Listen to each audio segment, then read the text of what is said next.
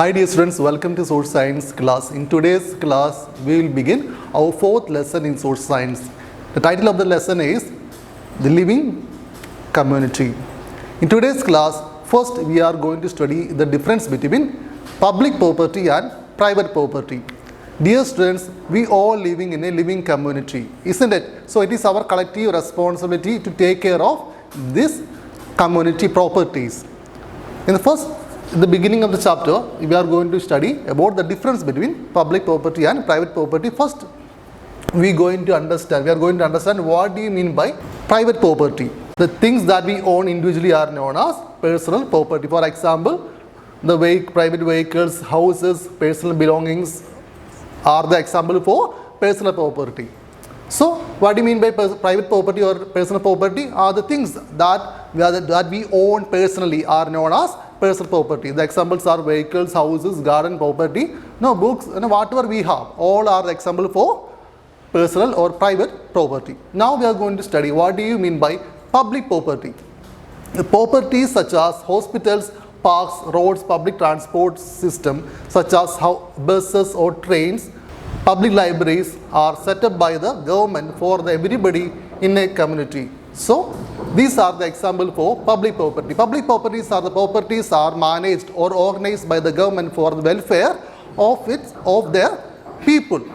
So, what are the examples for public property? The examples are the government hospitals, government school, the public libraries. We have gardens and we have beautiful historical monuments in India, so museums. All are maintained or set up by the government for the welfare for the people. So all these properties are example for public properties. The properties are organized or set up by the government of India are called public property. So it is our collective responsibility to take care of these public property. So what we should do to take care of these public properties? Let's see. So it is our duty to take care of the public places and properties.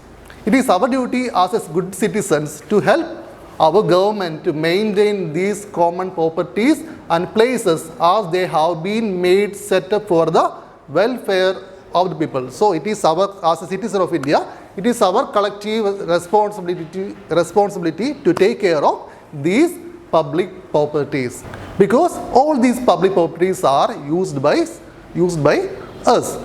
So now we are going to study about a few public properties. First, we are going to study about parks and gardens. As you all know, we all love to go to these beautiful parks and gardens, isn't it? So parks and gardens are beautiful green areas set up by our neighborhoods in cities, especially in cities, for everybody to enjoy. So parks and gardens often we can see in the cities, and these gardens and parks are built and organized by the government of India.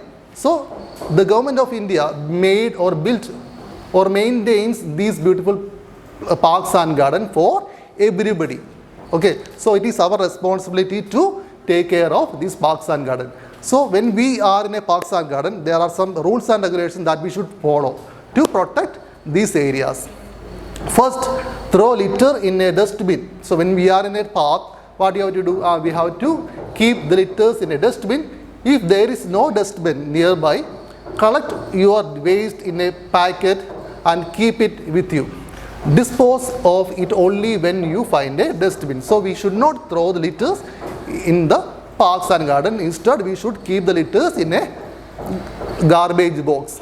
Then, do not pluck flowers, stomp on plants and flower beds or harm plants in any other manner. So, we should not damage trees or flowers from the garden or these beautiful greenery areas. So these are the few rules and regulations that we should follow when we are in these parks and gardens. Second one, wildlife sanctuaries and national park. This is other public property organized and maintained by the government of India. Wildlife sanctuaries and the national parks are set up by the government of India to protect wildlife animals and the plants in their natural habitat. These reserves help in saving endangered animals from extinction. So wildlife sanctuaries and the wildlife parks are protected areas maintained or built by the government of India to protect rare animals and birds. So these reserves, so these areas are specially built to protect rare animals from their unnatural death. So wildlife sanctuaries and national parks is other example for public property, and we should take care. It is our responsibility to protect these wildlife sanctuaries and the national parks. Now we are going to study what are the few rules and regulations that we should practice when we are in wildlife sanctuaries and national parks. First, do not disturb animals and birds by throwing stones at them. So we should not throw stones at animals and the birds in wildlife sanctuaries. Then do not light fire inside a sanctuary or a park. This can cause forest fire. Third rule, do not feed animals and birds in a park. So these are a few instructions that we should follow when we are in wildlife sanctuaries and the national parks. Then, now we are going to study about historical monuments. Historical monuments.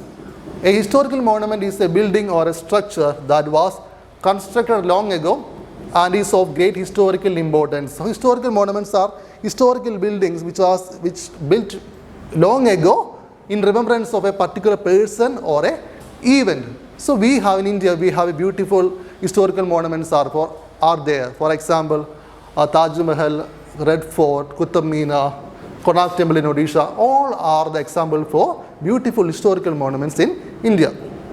So the Taj Mahal, Red Fort, the Konark Sun Temple in Odisha are the few examples for historical monuments. Then when we are in a historical monument, we should follow some certain rules and regulations. First one, do not take photograph inside a museum without permission. Do not touch the items on a display in a museum. So we should not take any photographs inside of a museum. Then we should not try to touch any items which is displayed inside of a museum. Walk in a queue and do not make a noise inside a museum. So when we are in a historical monument, we should we should be in a queue and we should not make any noise inside of a museum. So it is because it is a public place, not like our home. So we should maintain or we should follow all these instructions. In India, we have a few local agencies are there, local self-governing bodies are there. Now we are going to study about the Gram Panchayat. The Gram Panchayat is an example for self-governing body which is completely working for the welfare for the people in the villages. India is a vast country and large part of the people or population lives in the villages. As you all know, most of the people in India lives in villages. To work for the welfare of the people in rural areas, Gram Panchayat are set up. So what is the main function of the Gram? What is the main duty of this Gram Panchayat? To take care of the people in the villages. What definition? Gram Panchayat is a local self-governing body which works to improve the living conditions in the villages. So this is the definition for Gram Panchayat. What is it? Gram Panchayat is a local self-governing body which works to improve the living conditions in villages. In Hindi, the word Gram means village and the Panchayat means a village advisory group. So that is the word meaning of Gram Panchayat. Gram means village and the Panchayat means village advisory group. The people who are 18 years or above can vote in the election for the Gram Panchayat. So those who attain the age of 18 have the right to vote in the Gram Panchayat election. All the elected members serve for 5 years, after which new members are elected. So once the Gram Panchayat members, team members are elected, so they can serve the village for 5 years. And the head of the Gram Panchayat in Kerala, it is called Gram Panchayat President. Especially in the northern state, the head of the Gram Panchayat is called Sarpanch. So here in Kerala, it is known as Gram Panchayat President. Now we are going to study what are the major functions of the Gram Panchayat. First one, construction and repair and maintenance of village roads and streets. Supply safe drinking water to all villages. Maintenance of street lights, which includes switching them on and off on time. Spreading awareness about improving sanitation and hygiene in the villages. Spreading awareness about and improving education among children and adults. So there are n number of duties are there for the Gram Panchayats, but here in the textbook around 5 points are given So all these points are very important. So these are the responsibilities or duties of the Grama Panchayat. So you have to study all these points. Now we are going to study what are municipal committees and municipal corporations. Just like villages, small cities and towns also have a local self-governing body. It's known as municipal committees. Just like villages, small cities also have local self-governing bodies. And it is called what? Municipal committees. The head of the municipal committees is known as chairman. In the larger cities like Delhi, Kolkata, these local self-governing bodies known as municipal corporations. So in smaller cities like Cochin, Mumbai, okay, all are example for municipal committees. But in bigger cities, what the self-governing body is called? Municipal corporation. Then head of the municipal corporation is mayor. So here in municipal committee, the head is called chairman, and the municipal corporation is headed by the mayor. So you have to identify the difference between the chairman and the mayor. Along that, you have to study the difference between municipal committee and municipal corporation. Now we are going to study what are the major functions of these municipal bodies. First one, supply water to cities and towns. Construction and repair and maintenance of roads. Then construction and maintenance of hospitals, schools and libraries. Ensure the provision of proper street lighting. Regular removal of garbage. Supplying provision of free primary education to all children living in the city or town. So this is one of the major responsibility of the municipal committees. What is that? To supply or provide education for all the children who live in the cities. The municipal committee should ensure or provide free primary education to all the children who live in cities. So these are the major responsibilities of the municipal bodies. Now we are going to study about cooperative society. A cooperative society is an organization that people join to work together for the welfare of its members. The villages like us, we have different types of cooperative societies are there. For example, we have dairy cooperatives and we have cooperative banks, clothing cooperatives. Or these are the few examples for the cooperatives that we have in our villages. Now we are going to study what is the speciality of these cooperative societies. There must be minimum 10 members for a group to go in a cooperative society. The minimum members should be 10 in a cooperative society. The members must be at the age of 18 years or old or above. A member should have at least 18 years in a cooperative society. The members use their strength to work together not only for their own benefit but also for the welfare of other members. The profit earned by a cooperative society is shared equally by all its members. So in a cooperative society, as I told you, there are 10 members, minimum 10 members are there. So all these members are working together for the welfare of all their group members. And the profit earned by the cooperative society is shared equally by all its members. Now we are going to study which are the major cooperative societies that we have in our villages. There are many types of cooperative societies in India, such as cooperative banks, dairy cooperatives, housing cooperatives and clothing cooperatives.